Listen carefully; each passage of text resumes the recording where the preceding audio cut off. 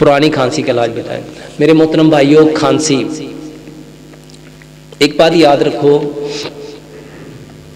कि जब कोई बीमारी आती थी ना, तो नबी सल्लल्लाहु अलैहि वसल्लम जब उसकी तीमारदारी के लिए जाते थे तो क्या फरमाते थे उससे? क्या कहते थे? ला बासा तहूरुन इंशाअल्लाह, कि इस बीमारी के आने में कोई हर्ज नहीं है, ये आई है तुम्हें पकीज़ा करने। मेरे मोहतरम भाइयों, बीमारी सिर्फ आपको पकीज़ा करने आती है। और आज साइंस ने प्रूव कर दिया है कि बहुत सारी बीमारियां ऐसी हैं जो आपको बड़ी बीमारियों से बचाने के लिए आती है, और खांसी भी उसमें से एक ऐसी मर्ज है। हाँ, लेकिन जब ये खांसी पुरानी हो जाती है ना, तो फिर तकलीफ देती है। मेरे मोहतरम भाइयों, पुरानी से पुरानी खांसी का बेहतरीन इलाज 3 काम करो। सबसे पहला काम सजदा करो। सबसे पहला काम सजदा करो, लंबा सजदा करो।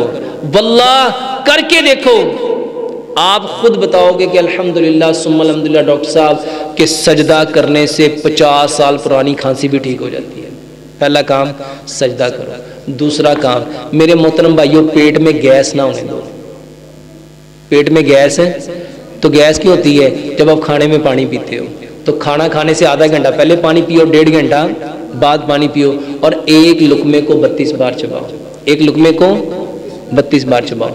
और मेरे मोहतरम भाइयों, किसी को पुरानी से पुरानी खांसी है ना, उसके लिए क्या करो, खाना खाने के बाद ज़रा सा गुड़ लो, उसमें 2-3 चुटकियाँ ज़ीरा डालो, 2-3 चुटकियाँ सौंफ डालो और 1 सब्ज़ इलायची डालो। खाना खाने के बाद ये मुंह में रख के चबा लो। ये बेहतरीन इलाज है।